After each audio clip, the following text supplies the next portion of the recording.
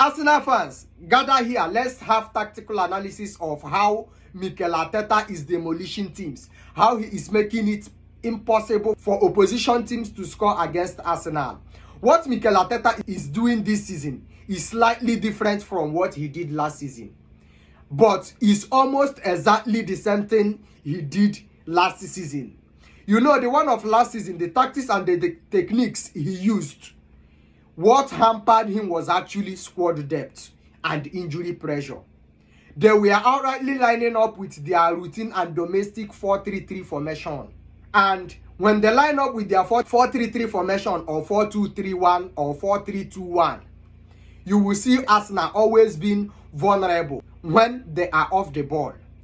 But this particular season, Mikel Arteta checked Arsenal squad, the squad depth in Arsenal, the kind of bodies he will be needing in Arsenal in order to execute his plan really well.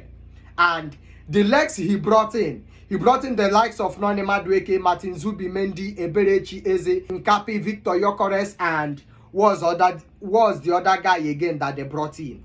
Yes, outrightly 5 or 6 players he brought in to strengthen the squad. Now, what does he want to do with these particular players? When you look into the system, what they are playing and how they are playing, you actually agree that Arsenal typically are possession-based team. They are possession-based team, and Mikel Arteta always wants his players to be recovering the ball whenever they lose the ball. He always wants them to be recovering the ball in less than 10 seconds. That is how Arsenal played last season. And this season, they are averaging 8.2 seconds. Whenever they lose the ball, they must surely recover it within 8 seconds, 9 seconds or thereabout. But they are averaging 8.2 seconds with the system and the bodies he is throwing into the pitch. How is Mikel Arteta doing this?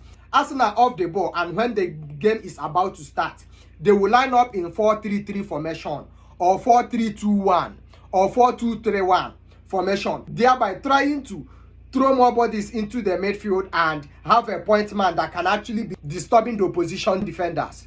That is actually the reason why I haven't actually been complaining about Victor Gyökeres not scoring goal, because the job he is doing for Arsenal in that particular team, no other striker can actually do that. Kai Havertz wasn't able to do that.